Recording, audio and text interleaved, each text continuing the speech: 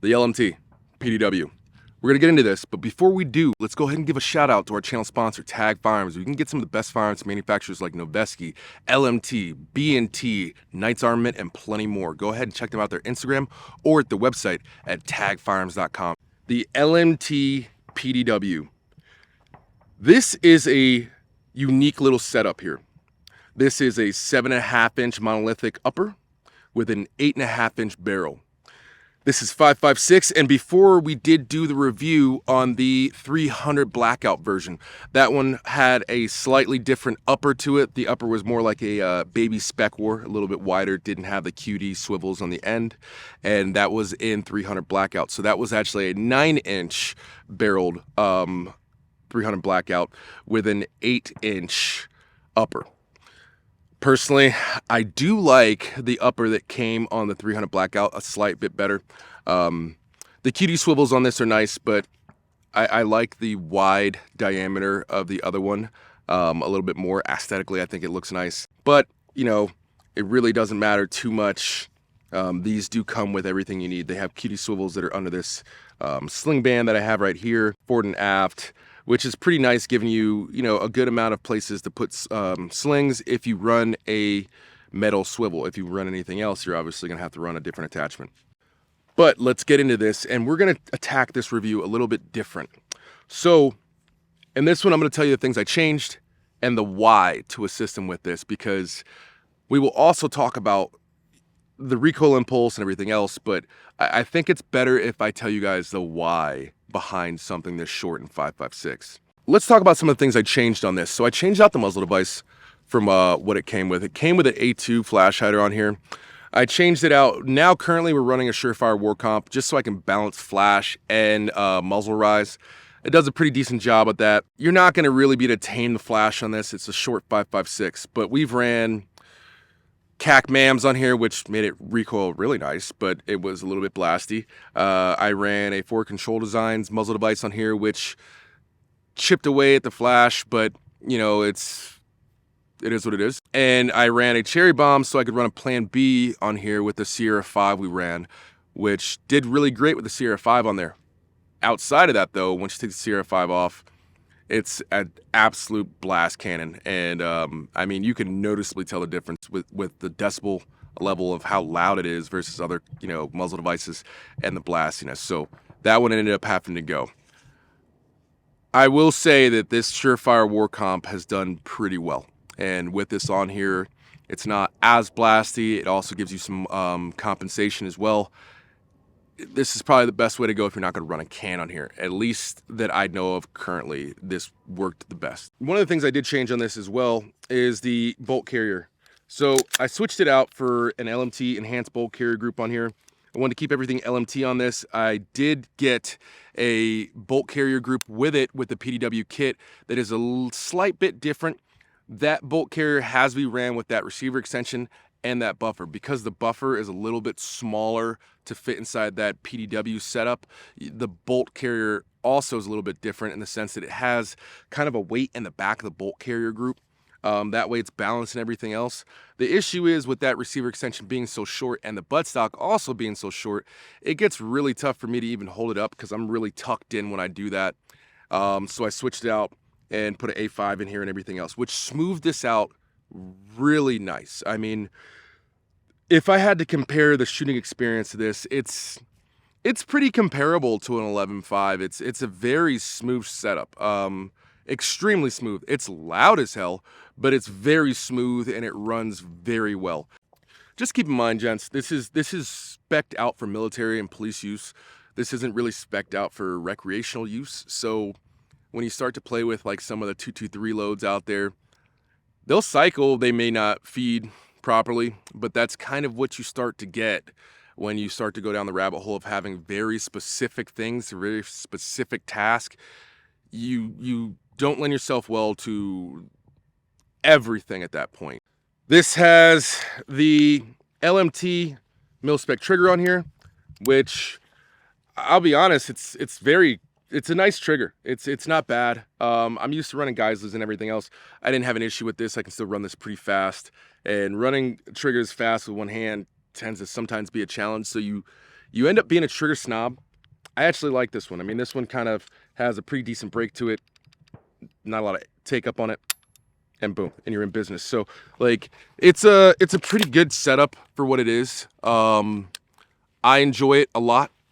So a few other things I have on here are the Edgar Sherman Design Sling. This is one of the limited AOR 1 drops. I am still trying to navigate exactly how to run a sling with my arm condition. It gets a little bit tangled and busy, but you know, I'm getting there. But one thing I will say is the absolute best sling I have come across to date is the Edgar Sherman Design Sling. So if you haven't, check them out.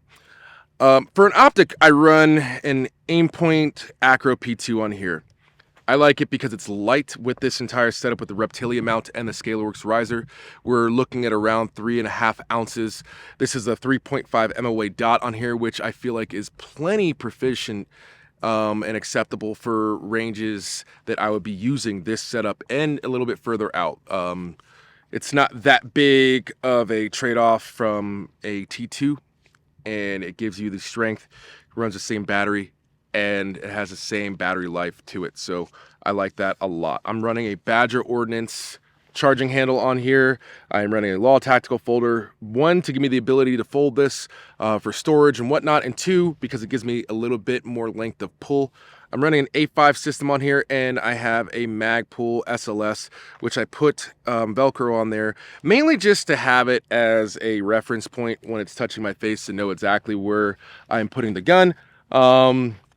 Obviously, you can do that without it, but when you start dealing with one-handed manipulation and everything else, sometimes when you're jamming that stock in your shoulder pocket, sometimes it doesn't always go exactly the same place every time. And I have plenty of dry reps. It's just, it is what it is. So, you know, you gotta work around things. I'm also running the Reptilia grip on here, which I absolutely love. I ran a Sierra 5 from Dead Air on here. It did very well on here, so there was not a lot of gas blowback to this, but keep in mind I'm running an A5 on this with an LMT enhanced bolt carrier group, so that definitely helped out a lot. From the shooting side, I didn't notice a lot of flash. From the camera side, Ben said he did. Was it a lot of flash, Ben? It was a moderate amount. Yeah, so there you go. But I mean, it's kind of noticeable from the front, from the back. I didn't notice it that much. But this is just going to be flashy because it's a short 5.56, and that is a K-can. It did sound pretty good as well, but that has more to do with the can than anything else. All right, so let's start talking about the purpose and the use of this. So shorter PDWs in the 5.56 category. These are kind of a niche thing. They're normally used for like PSD work, police work, very small, confined things. A lot of people argue that you should just go to 300 blackout for that. So there are advantages to both.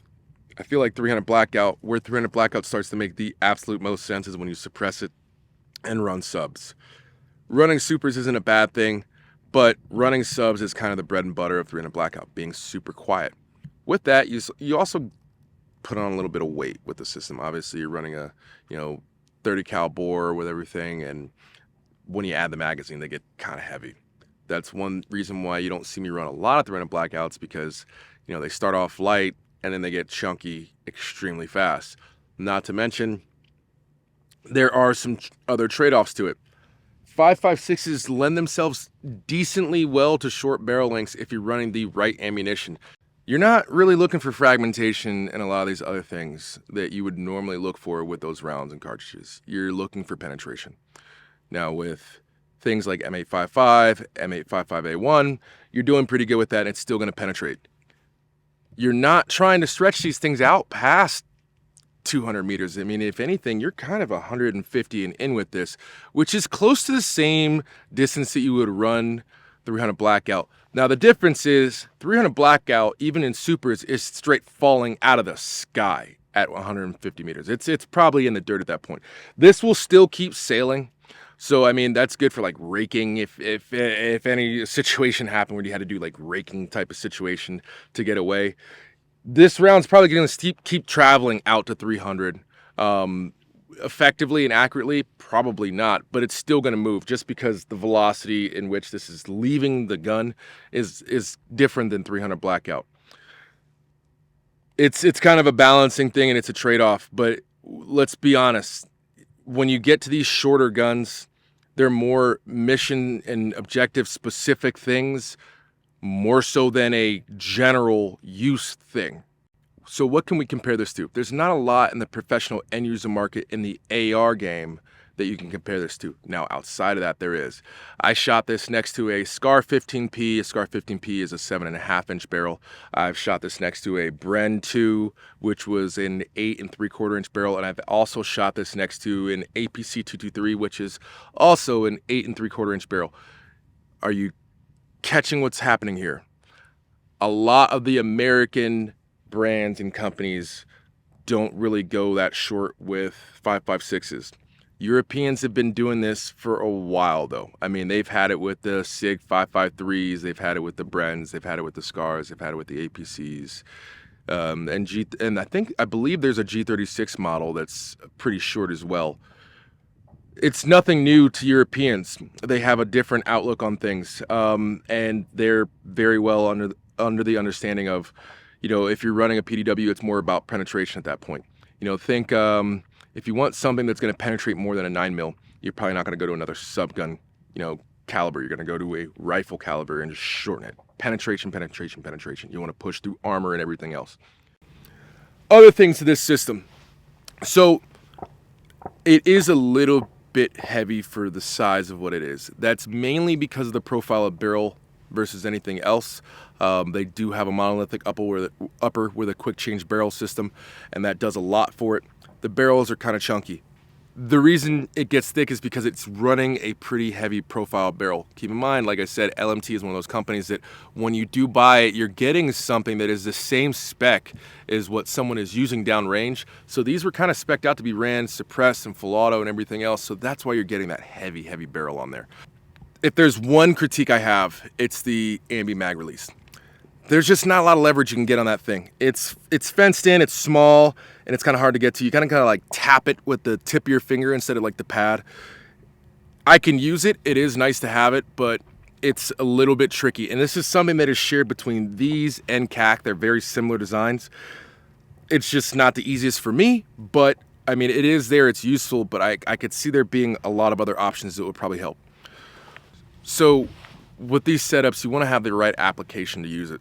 If you do a lot of housework, you do vehicle stuff, you do CQB training, or if you just want a very good option for home protection with a can on it, because trust me, if you don't have a can on that, you're about to knock the dust off the fan blades, trust me. That's a great option. It does very well in those applications. It's not something you want to grab ammo that is built around fragmentation. Ammo selections that would run great for that are M855, M855A1, Mark 262. Those do absolutely tremendous through that. You want to make sure that you grab the right gasoline for that car. Outside of that, it'll work, but it's not doing really what you need it to do.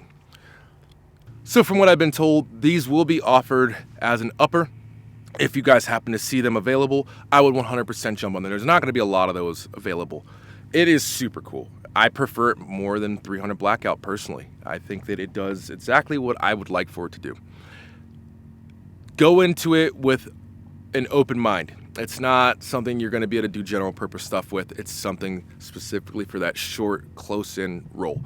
You're not going to grab a PCC and try to pop dingers at 400 meters, and the same goes with this. All right, guys, that's going to wrap things up for the LMT Pdw.